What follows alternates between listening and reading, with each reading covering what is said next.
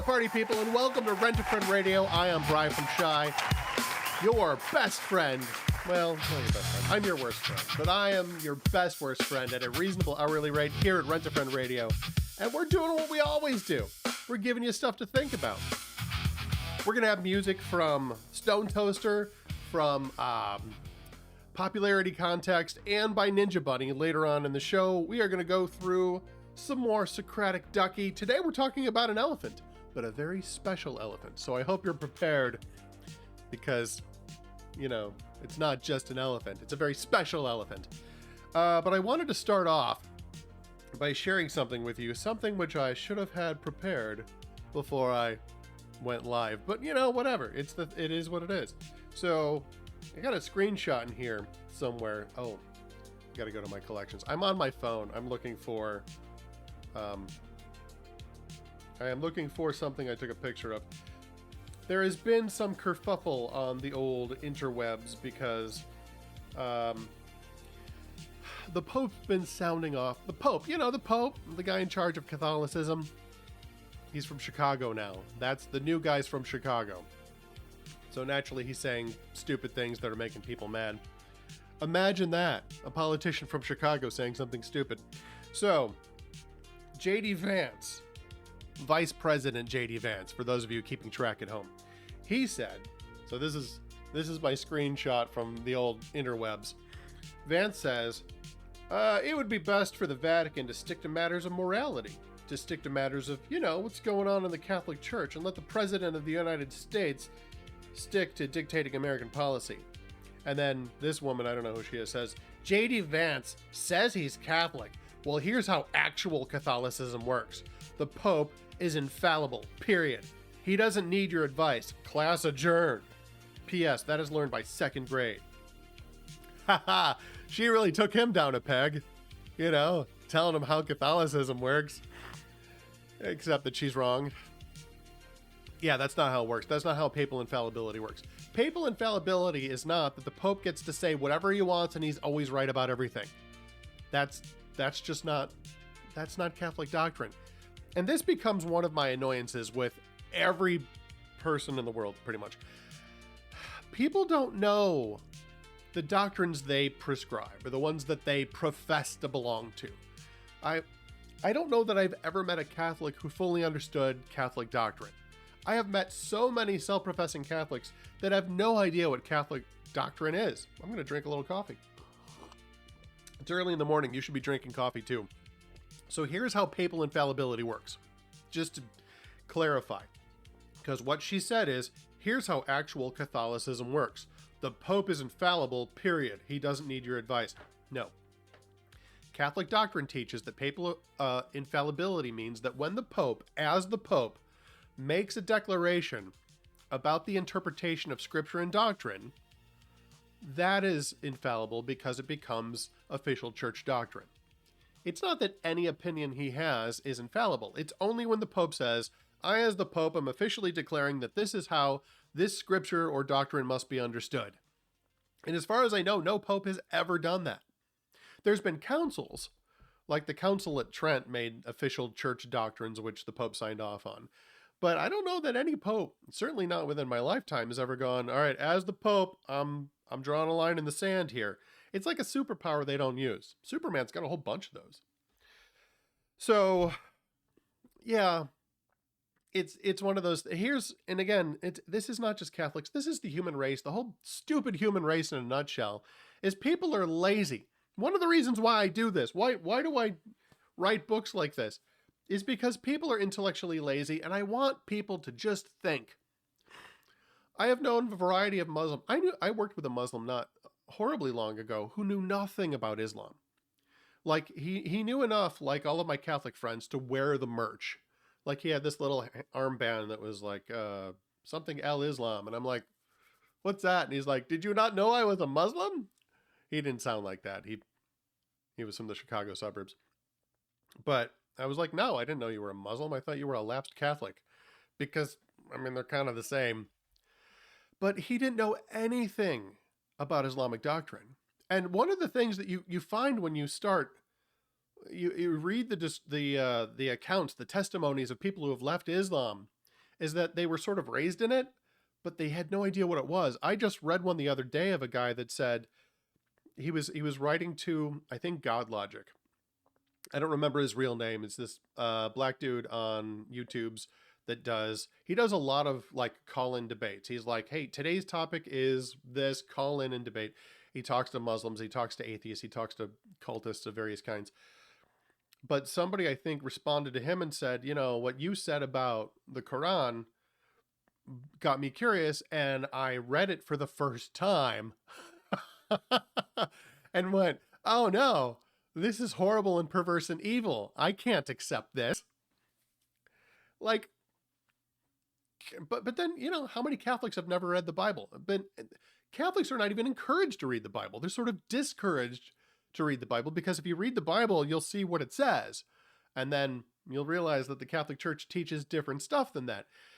And so it's official Catholic Church doctrine that you're not supposed to read the Bible. You're supposed to let the church read the Bible and have the church tell you what it says and what it means and how to apply it. You're not supposed to do the reading and thinking for yourself, because that's how you get Lutherans, I guess. Which I get. I've met some Lutherans, and I'm like, all right, I understand your concern, but I mean, it's the Bible. You should probably read it. Mormons. There are a ton of Mormons who have no idea that Joseph Smith, the guy who started their church, number one, said that Christianity is a corrupt, evil system that immediately veered away from the teachings of Jesus. Because right now there's all kinds of Mormons that are like, we're basically just a denomination of Christianity. We're part of the Christian church. Like, no, the whole reason you exist is because Joseph Smith said the entire Christian church for all of history has been corrupt and wrong. And now you're claiming to be part of what your founder said was corrupt and wrong? So this becomes my ongoing frustration. I mean, atheists are exactly the same way. Try to tell an atheist what he believes, and he's going to be like, that's not what I believe. Like, well, right, because you're not entirely stupid. You're just lazy and stupid to the point where you'll take a label and be like, I'm an atheist. And you're like, okay, well, what reason do you have for believing God doesn't exist? I'm like, that's not what atheism is. Atheism is just a lack of belief.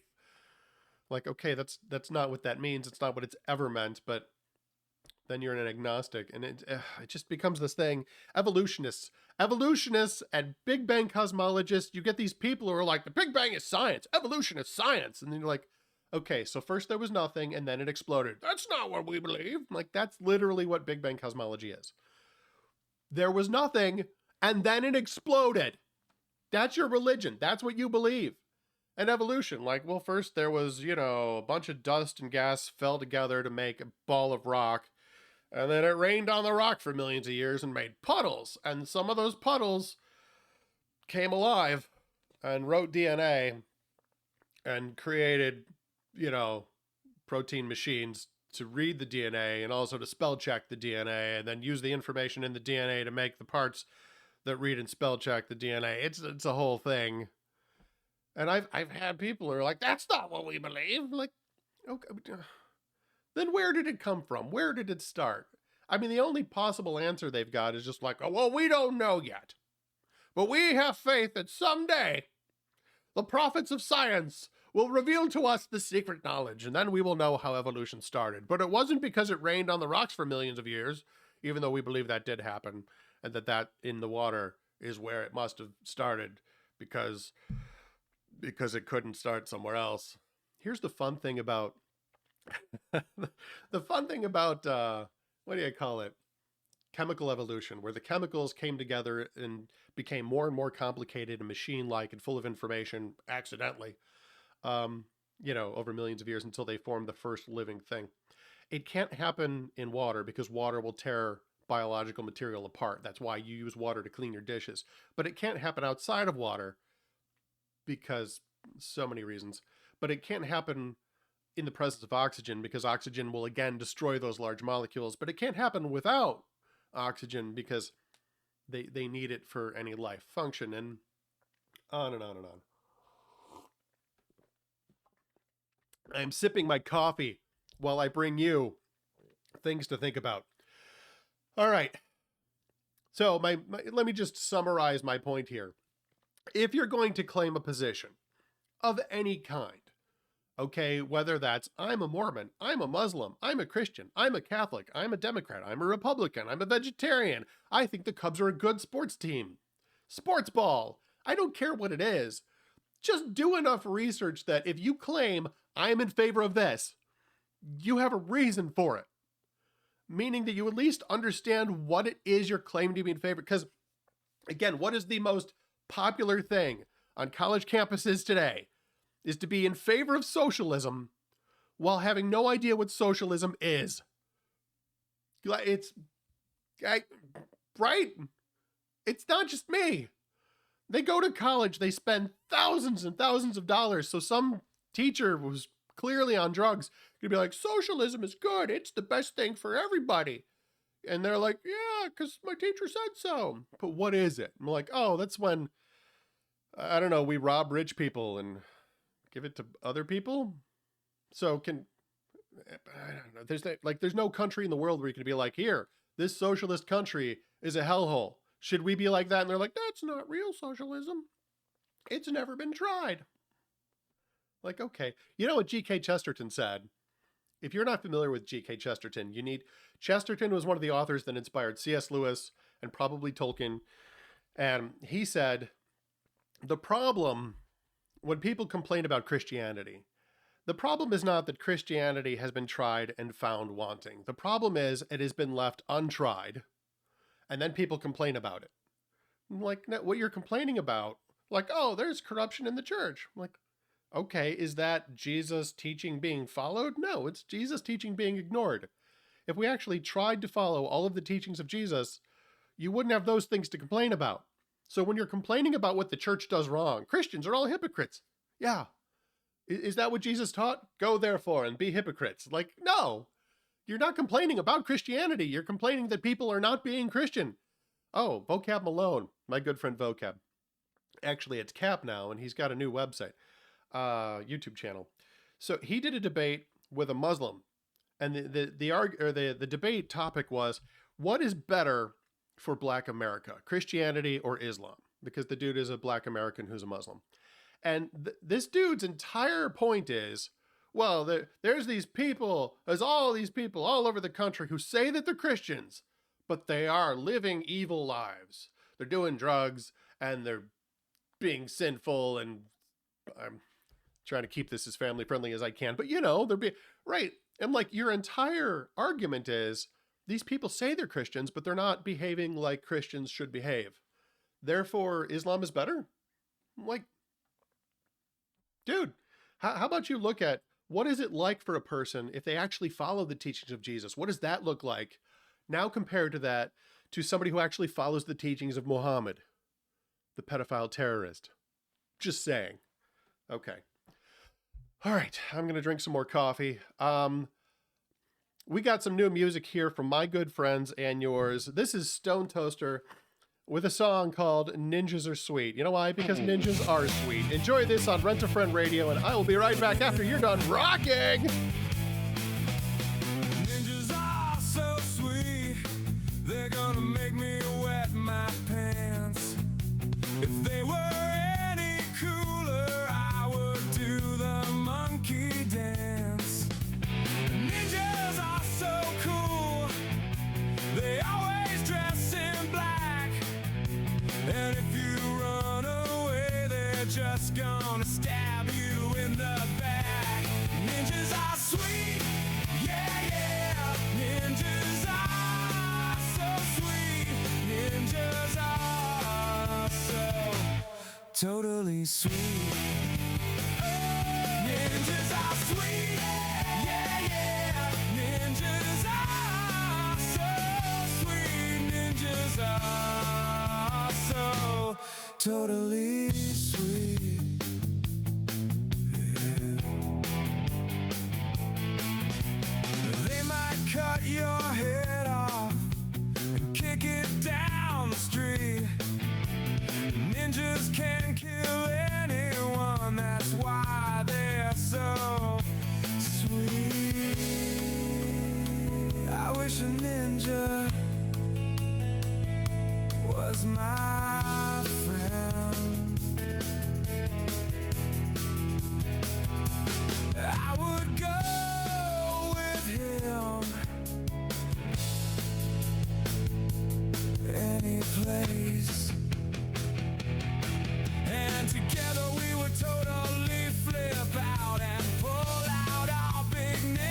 their swords and stab everybody in the face.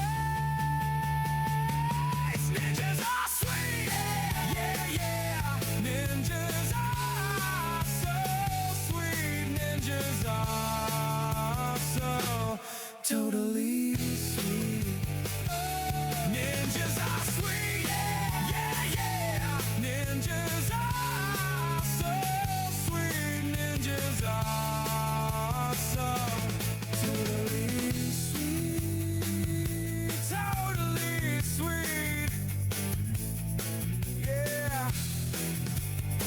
They're almost as cool as robots. Ninjas are sweet. That, my friends, is Stone Toaster, a dope little sort of post-grunge band that I'm a big fan of. Now, first of all, let me just say one thing about these guys.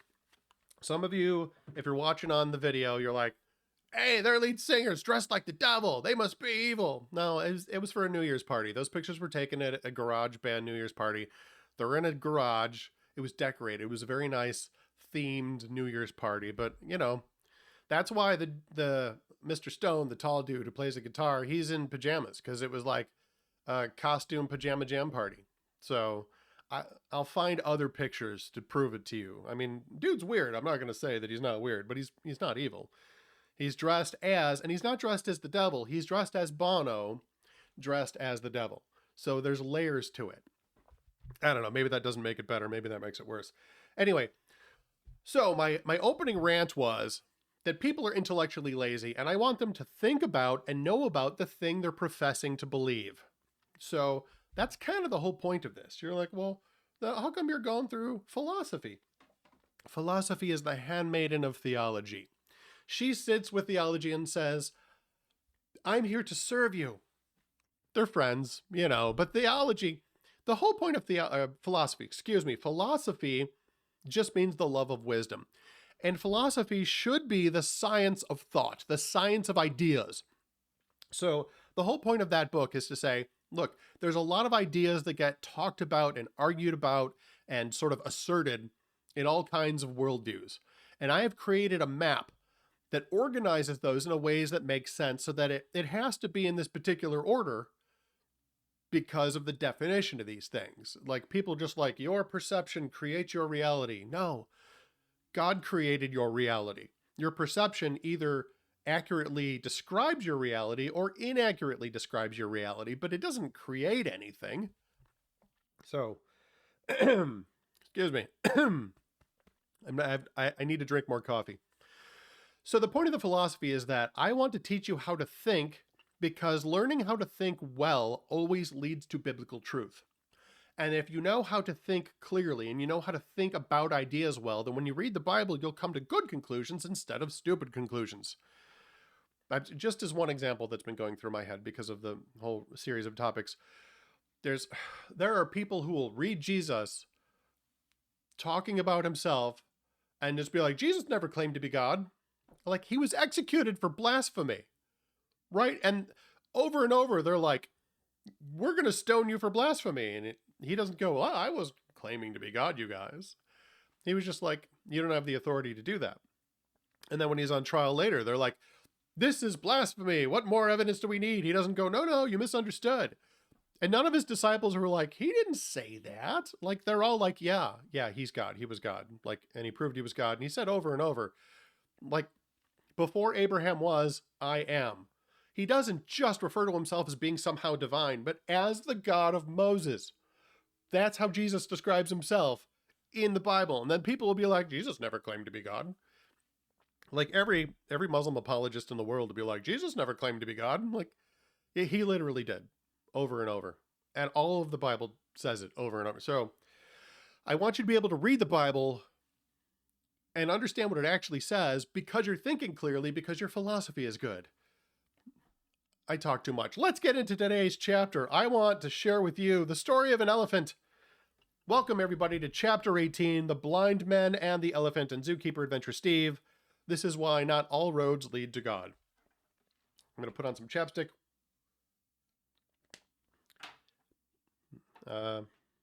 My chapstick is spiced apple crumble. Yeah, you gotta look for the good stuff. All right.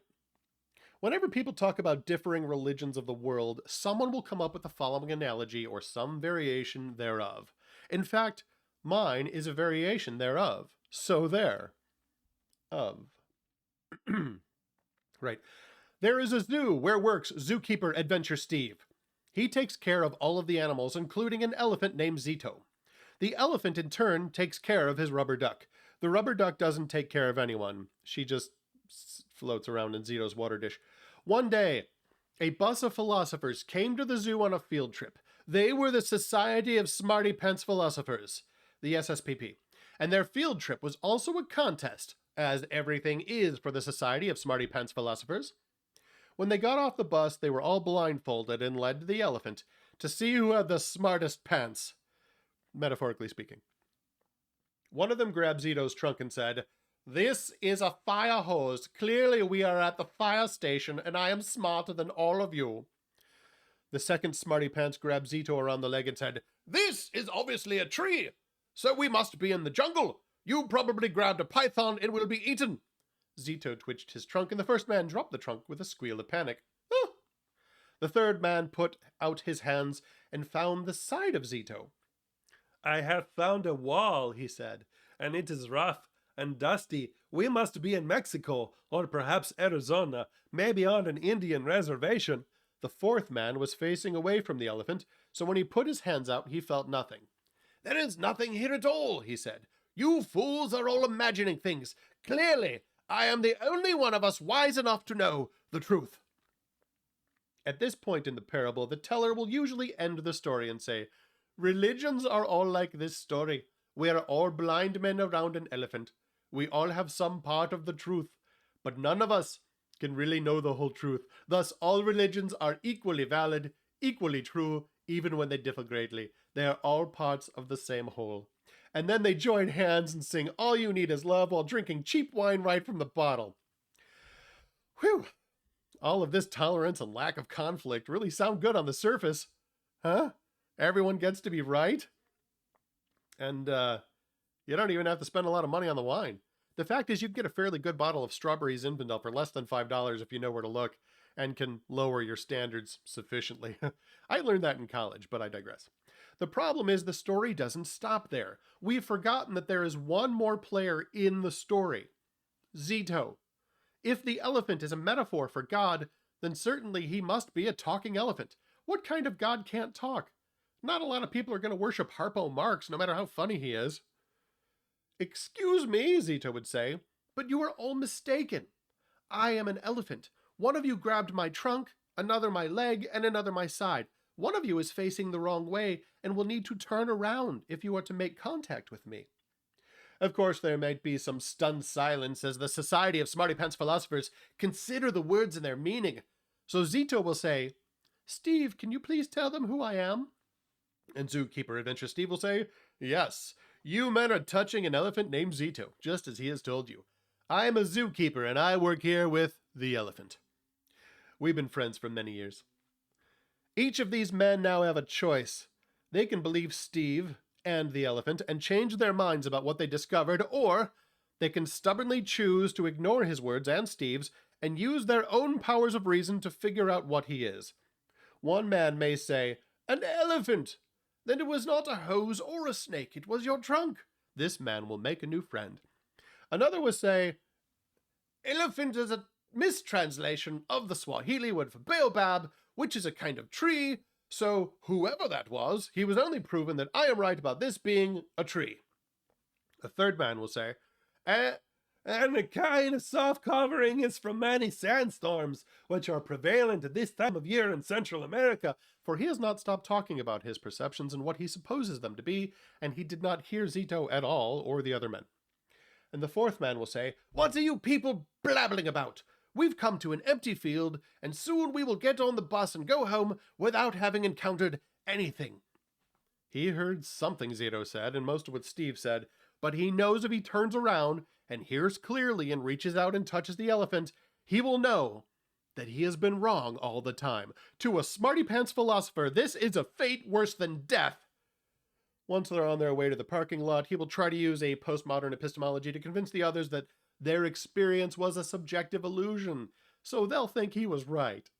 To some, there's nothing as valuable as being right, even when they are not. You will not want a person like this flying the plane you're on or prescribing medicine to you. When it comes to God, there is something very important that this story fails to mention, so I will mention it.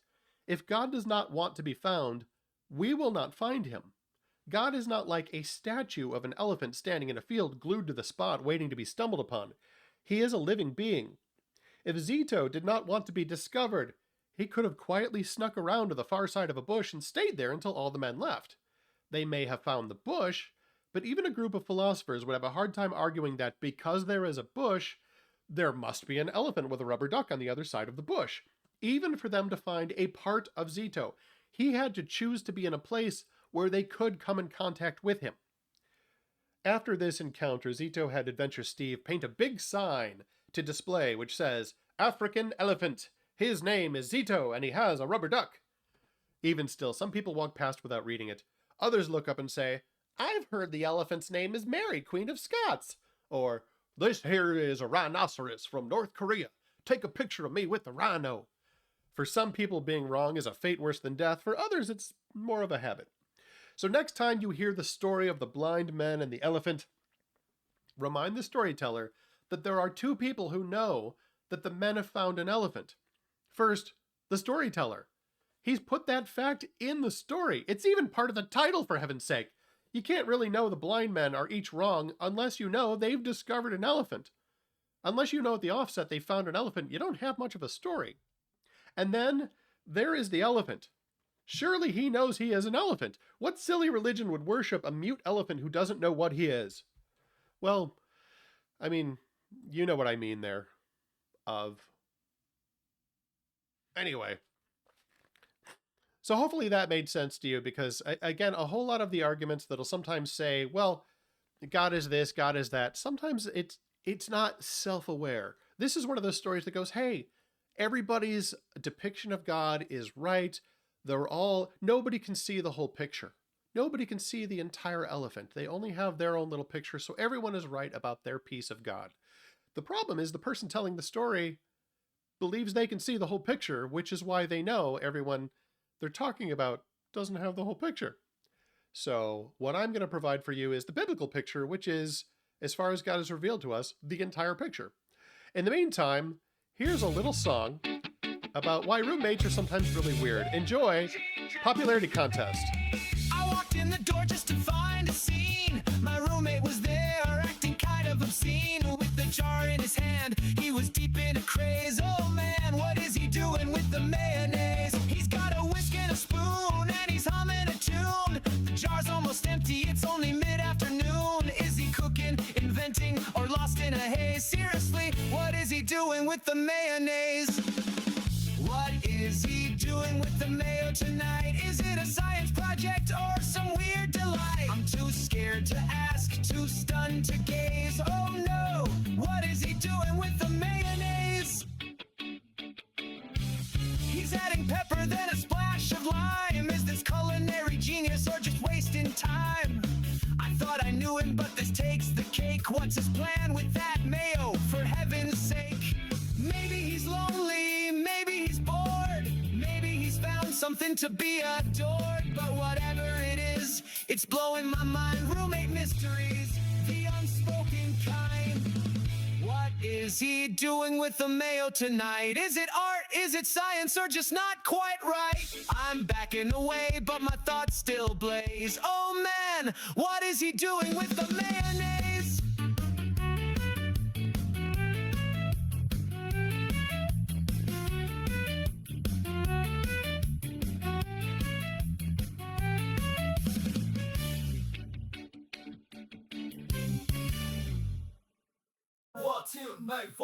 What is he doing with the mayo tonight? Is it art, is it science, or just not quite right? I'm backing away, but my thoughts still blaze. Oh man, what is he doing with the mayonnaise?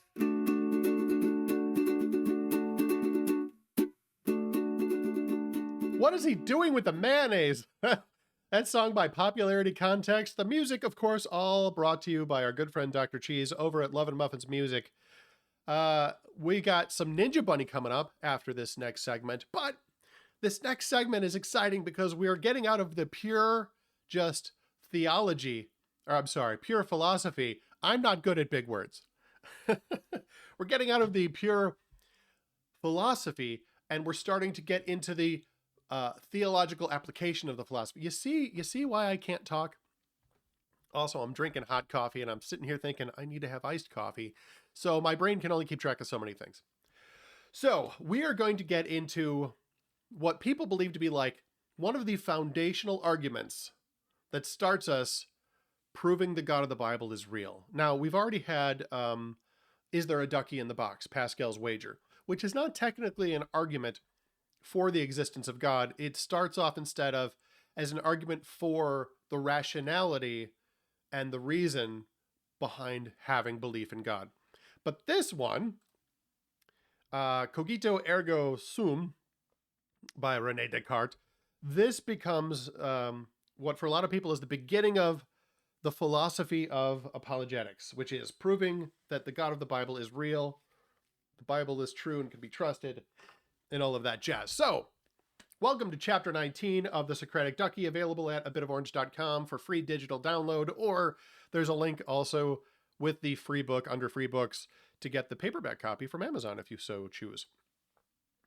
Here is why faith can be based on certainty. I think, therefore I am. How about you? Do you think? If not, what makes you think you exist? Oh, I guess if you thought you existed, that would be you thinking, right? It was a silly question anyway.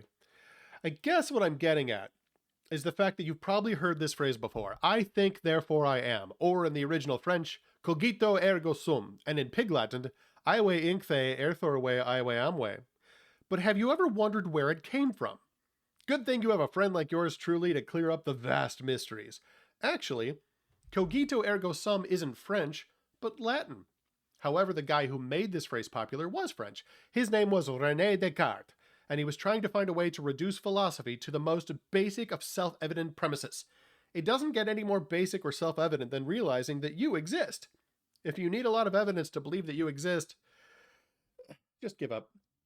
You're never going to be anything but a skeptic. If I can take a short rabbit trail, I must warn you that people that stupid really exist. I have seen multiple people on the old interwebs arguing along these lines. I think, therefore I am begs the question. Just because there is thinking doesn't mean there is a self doing the thinking. We ought to just acknowledge that thinking happens and leave it at that. Yes, people this stupid exist. I didn't even make up that sentence. That's something I actually read somebody else say on the internet. They think they're being clever, and what bothers me most is that they have the right to vote, but I digress. The idea, I think, therefore I am, goes back at least as far as Plato, the Greek philosopher from 428 BC, not the cartoon dog owned by Mickey Mouse, which is that spelled the same? I don't know. But Descartes was the guy who made it real popular. Put it on t-shirts and bumper stickers and founded France's most popular philosophical theme park, Cogito Ergo Sumland, that sort of thing. You know, like George Lucas. In short, this is a basis for arguing toward the existence of God. Like many arguments for the existence of God, this one may be tremendously helpful to you, in which case I recommend you read it twice and share it with your friends. However, it may not help you at all, in which case I recommend you simply put it in your toolbox and remember it's there in case you ever need to use it. Apologetics, arguments for the Christian faith, are like tools in a toolbox. If they help you, then use them. If not, then forget it. The defense is not the faith itself, and frankly, this one gets a little abstract. I'll try to keep it simple. I think about my rubber ducky, therefore I am. In fact, I'm looking at him right now. I perceive my ducky, which supports the existence of an external universe, that is, the existence of things other than myself. Even if my ducky is an illusion and does not exist, it still proves that I exist. There is no illusion if there is not a me to perceive it. Therefore, whether my ducky is real or not, I have still proved that I exist. Ta-da! If I exist, there must be some external universe for me to exist in. This universe is either eternal and has always existed, which is impossible, and we'll talk about the Kalam cosmological argument to prove why, or the universe is finite and had a beginning. If it began to exist, it must have had a cause. That cause must be God. Again, we'll describe that in more detail when we talk about the Kalam cosmological argument. If there is no external universe, then I am the entirety of the universe. Frankly, I find this idea absurd and indefensible. I may have put on a little weight as of late, but I am not the entire universe. But even if I am the entire universe, I am either infinite in age, which is impossible, or I had a cause, and my cause must be uncaused, and he must be God. In conclusion, I think about my ducky, therefore God exists. This argument is not meant to prove the whole of biblical theology. It's more like saying, I can prove that rubber exists, and that is proof for the existence of my rubber duck. Sure, you will need more to believe in my own personal ducky, but if I could not prove that rubber existed, that would put a cramp in any other argument I had, would it not? See, our culture has developed a bit of philosophical insanity. We have actually managed to start believing that truth and reality are both illusions and merely personal experiences. Thus, people like me have to start convincing others that truth and reality exist before we can describe the truth and talk about real things. The average person doesn't really need this kind of argument because all of us know that the external universe exists. We have discovered this when we were children in a very early stage of development called the scribble stage. When a child is between the ages of 2 and 4, he begins to learn through repeated experiments that his actions cause determined results in the external world. He says to himself, if I hold this crayon on a surface and drag it around like this, then a line, the color of the crayon, will appear, which exactly mirrors the path which my crayon has taken while in contact with the surface. Thus, there is a determinate correlation between my movement of the crayon and the appearance of the line. If you've ever seen the serious expression on the face of a 2-year-old, you know they're thinking these things. This is why children don't talk much as toddlers. They babble a lot because they haven't learned the big words they need to express those early discoveries, but they are trying to share them with you. Sometimes they come upon great discoveries, like the relationship between energy and matter, but can't find the words to express it. The frustration will make them cry a lot, and adults who don't understand babies will come up with some lame excuse like, he's teething. Babies love having teeth. Why would that make them cry? Honestly, some people will believe anything. Every toddler is a scientist and philosopher using repeated experiments to discover the rules of the external universe. Not only do they find that it exists, but they learn the ways in which their choices and actions can affect the external universe. In the scribble stage, we discover thousands of proofs for the existence of the external universe, so that by the time we are in grade school, the idea is already so well established by experimental proofs that we would never question it. Until our brains get damaged in college by drug abuse, alcohol, English professors, New Age philosophy, and postmodern novels starring vampires who sparkle, or perhaps talking animals from space. In summary, the 3 things you can take away from this lesson are: 1. If you can think about a rubber duck, you can be sure that God exists. 2. If you can hold a crayon and think as clearly as a 2-year-old, then you can prove the existence of the external universe. And 3. If you attend a liberal college, you may want to wear a helmet to class. Your brain needs all the protection it can get. I'm just saying. So, to wrap up this part of our show, we have a song by Ninja Bunny.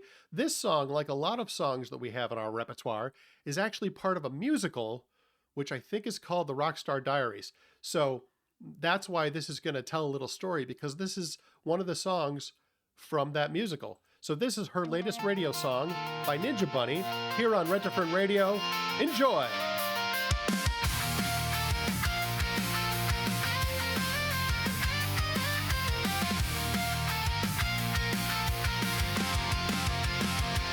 Erin walks right through that door with one thing on her mind. She said, I want a Les Paul, baby, don't you waste my time.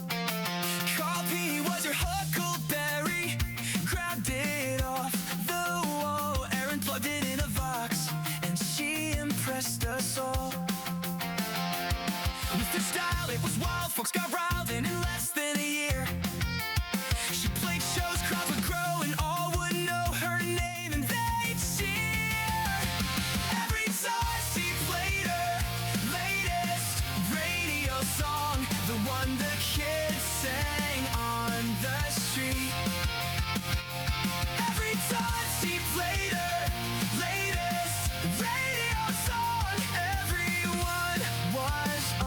stomp their feet.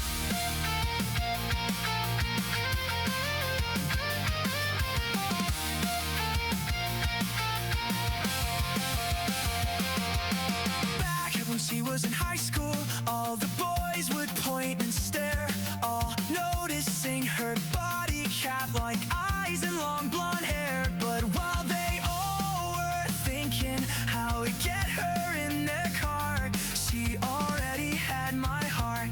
So I gave her my guitar, and she would play every day, and folks would say her genius is like Mozart. The hits she wrote rock the boat, I'll have you know she still has my heart. And I'm stuck here while she's traveling the world, but she promised she'd call me when she's home.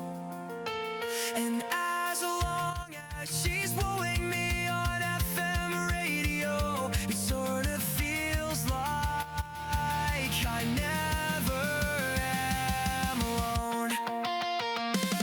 Every time she plays her latest radio song, I pretend she's singing it to me. Every time she plays her favorite radio song, I'm worshiping the ground beneath her feet.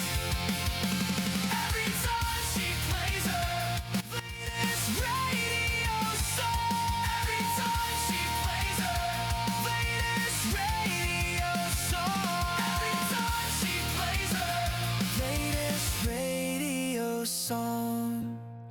Her latest radio song from Ninja Bunny, again from the musical Rockstar Diaries, and you're going to hear more music from that, but not necessarily from Ninja Bunny. There's a whole bunch of these bands that have picked songs that are sort of in their wheelhouse.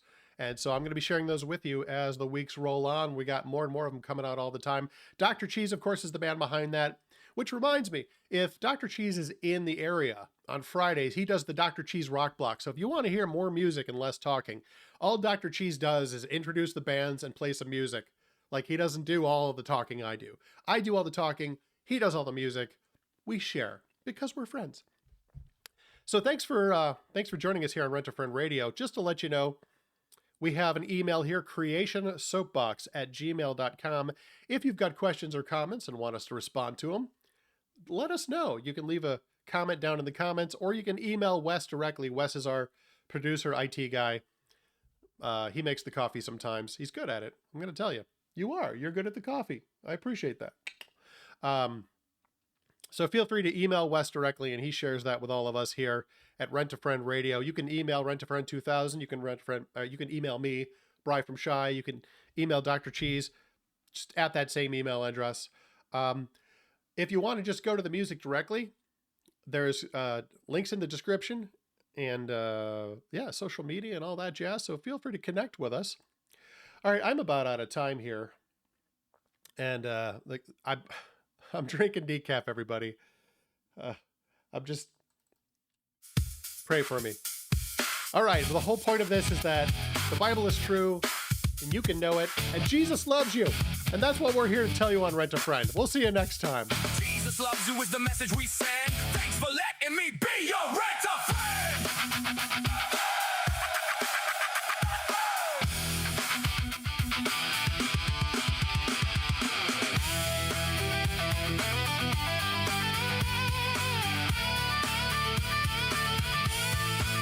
Rent-a-friend 2000. He's your bargain bin hero. Talks like he's 30. Much already at zero. He's a friend to all. Answers when you call. Rent-a-friend 2000. Best worst friend of all. Yeah, your best worst friend of all. You're listening to Rent a Friend Radio.